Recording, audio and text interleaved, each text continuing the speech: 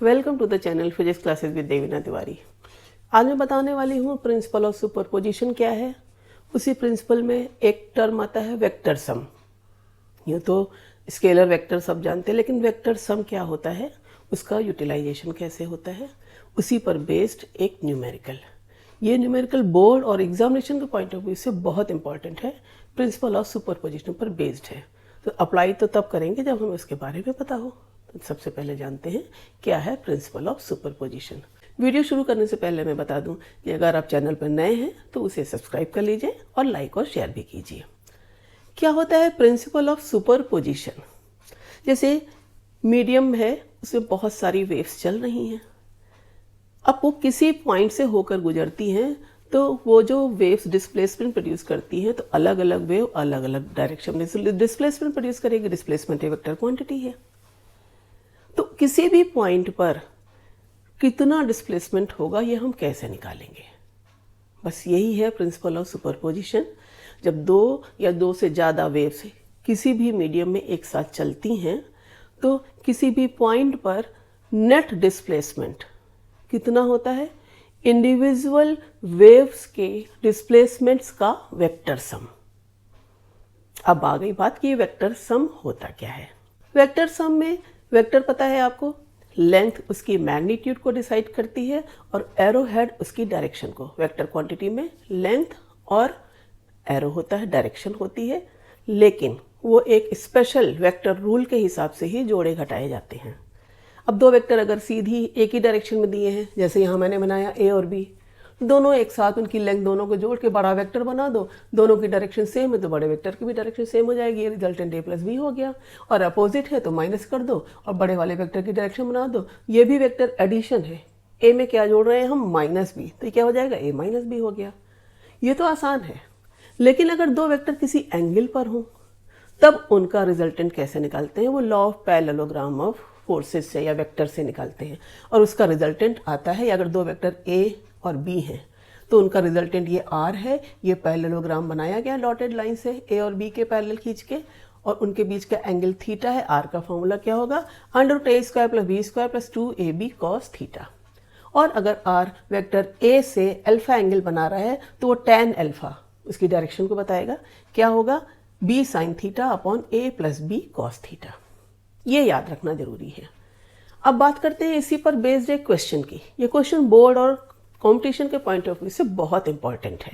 Question कह रहा है a point mass m is subjected to 2 simultaneous sinusoidal displacements in x direction. इस बात का मतलब समझिए। बना लीजिए ये x एक्सिस और ये y एक्सिस। y मैंने डॉटेड बनाई है। दो डिस्प्लेसमेंट्स हैं, वो साइनसॉइडल वेरी कर रहे हैं, यानी उनका function with time x displacement है। टाइम के संग जो वेरी होता है उसका साइनसॉइडल का मतलब उसमें साइन टर्म आया है, कितना है? a sin ωt। तो आपने SHM इक्वेशन, डिस्प्लेसमेंट इक्वेशन पढ़ी, y = a sin ωt। वैसे यहाँ पर दिया हुआ है x1 = a sin ωt। दूसरा डिस्प्लेसमेंट दिया गया है x2 a sin ωt + 2π/3। ये 2π/3 क्या है? Phase angle. ये दोनों किस डायरेक्शन में लग रहे हैं? x डायरेक्शन में। यानी x डायरेक्शन में अगर हम ये ले लें, यहां से लेके सपोज ये इतना वेक्टर है और ये हो गया x1t, इसे हम लिख दें, ठीक। इसका एम्पलीट्यूड क्या है? a।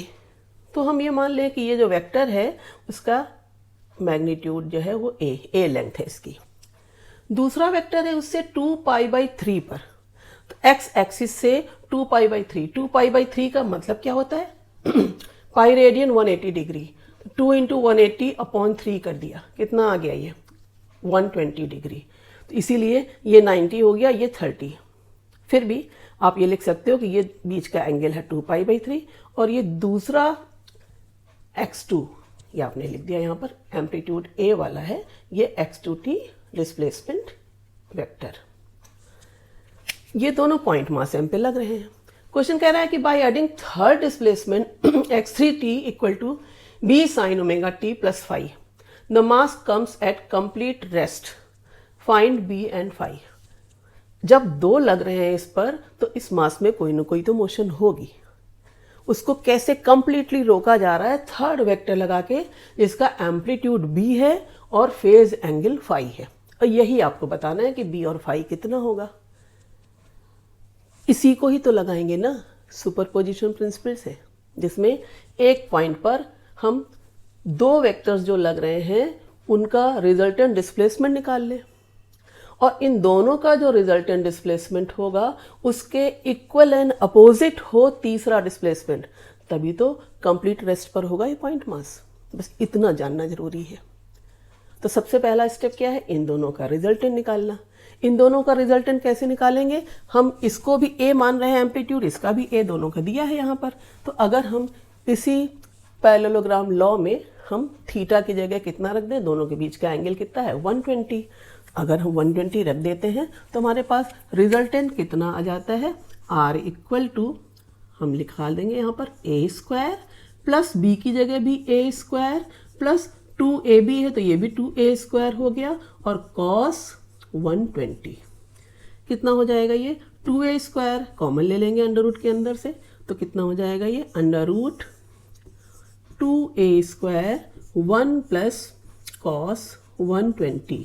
कुछ याद रखना जरूरी होगा, जैसे cos 120 माइनस हाफ होता है, तो कितना हो जाएगा ये under root 2a square bracket में 1 minus half, 1 minus half, half बचा, हाफ से 2 कट गया, अंडर रूट a स्क्वायर का बाहर कितना बचा a, यानी रिजल्टेंट एम्पलीट्यूड कितना आ गया a। रिजल्टेंट एम्पलीट्यूड यही b ही तो है।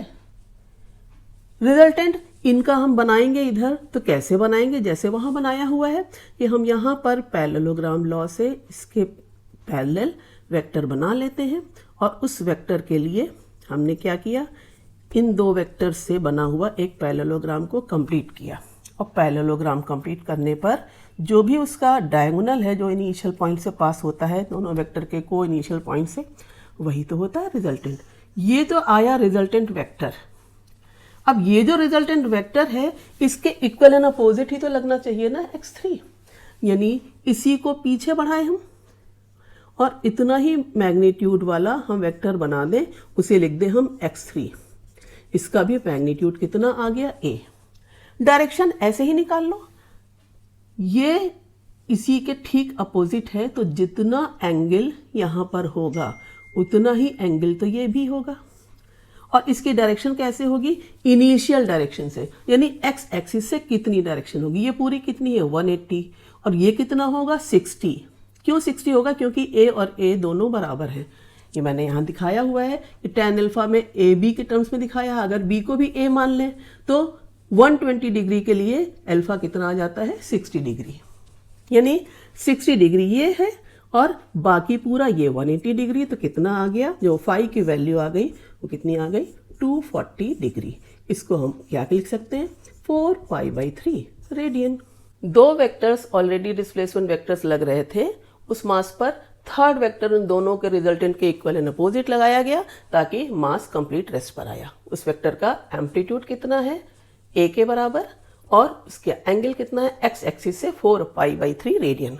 उम्मीद करती हूँ आपको ये क्वेश्चन और इससे मिलते जुलते जितने भी कॉन्सेप्ट के क्वेश्चन हैं आसानी होगी हल करने में। आपको वीडियो जरूर पसंद आया होगा। Thank you.